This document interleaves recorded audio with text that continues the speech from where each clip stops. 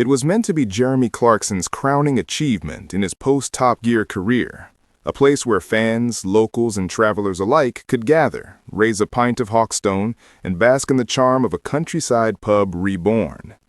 But just when it seemed the farmer's dog had cemented its place in Oxfordshire's heart, a shocking twist left Clarkson's loyal followers stunned. A brutal snub has cast an unexpected shadow over his newest venture, one that speaks volumes about fame, effort, and the ever-changing landscape of public recognition. When Clarkson first took on the challenge of farming at Diddley Squat, viewers were captivated by the chaos and comedy of his rural transformation. The once city-bound motoring journalist became a reluctant farmer, wrestling with cows, crops, and council regulations, all while giving audiences a glimpse into his softer, more determined side. But as anyone who knows Clarkson would expect, it wasn't enough. The outspoken presenter is never one to stop at simply making do. Alongside his partner, Lisa Hogan, he expanded his dream, opening the Diddley Squat Farm Shop, stocked with local produce, artisanal delights, and of course his own Hawkstone beer. Then, in a bold leap forward, Clarkson poured his time, money, and sheer determination into reviving a tired old windmill in the village of Adlestrop. Reimagined as the farmer's dog, the pub officially opened its doors in August 24. From the very first day, it was clear Clarkson had struck gold. Hundreds lined up for hours, eager to step inside the million-pound project that promised not only hearty, rustic fare, but also his full range of Hawkstone brews, lager, cider, IPA, and stout, all flowing in abundance. The buzz was electric. The pub wasn't just a watering hole, it became a pilgrimage site for Clarkson's fans and a boost to the local economy. Then came Clarkson's Farm Season 4. Viewers watched in awe as Clarkson battled bureaucracy, invested sweat equity, and wrestled with yet more council pushback. The pub's journey from idea to reality played out like a drama in itself, showcasing both Clarkson's stubborn streak and his deep commitment to creating something lasting. Against the odds, he had prevailed.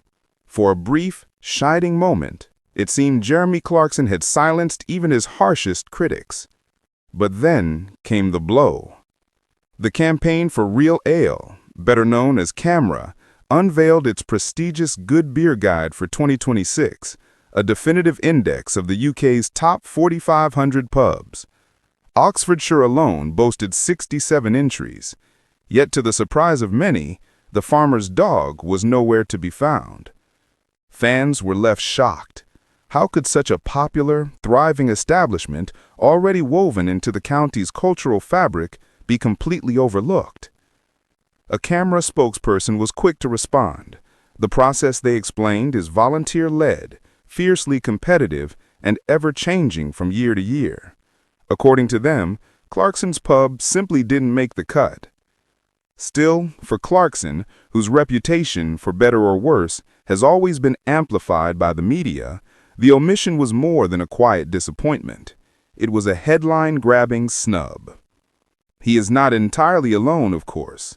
Even Charlbury's celebrated country pub, The Bull, led by Michelin-starred chef Sally Abe and famously visited by former U.S. Vice President Kamala Harris, failed to make the guide this year. Yet the sting for Clarkson feels particularly sharp, given how much of his personal and professional story has become intertwined with the farmer's dog. And then came the inevitable jab.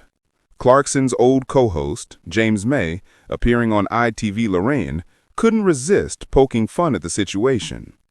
Laughing off claims that Clarkson had banned him from the pub, May quipped, "It's a bit like being banned from the golf club. I wasn't going anyway. I've got my own pub just around the corner, and frankly, mine's better." It was a typical May remark, light, cheeky, but with enough sting to keep the headlines rolling. As for Clarkson himself, he has remained uncharacteristically silent on the matter. Fans are left wondering, will he shrug this off as just another council-style setback, or will we see one of his trademark tirades aimed squarely at CAMRA's decision-making? One thing is certain. No Clarkson venture is ever short on drama. Whether it's farming, filming, or pulling pints, his journey continues to be marked with highs and lows, victories and disappointments.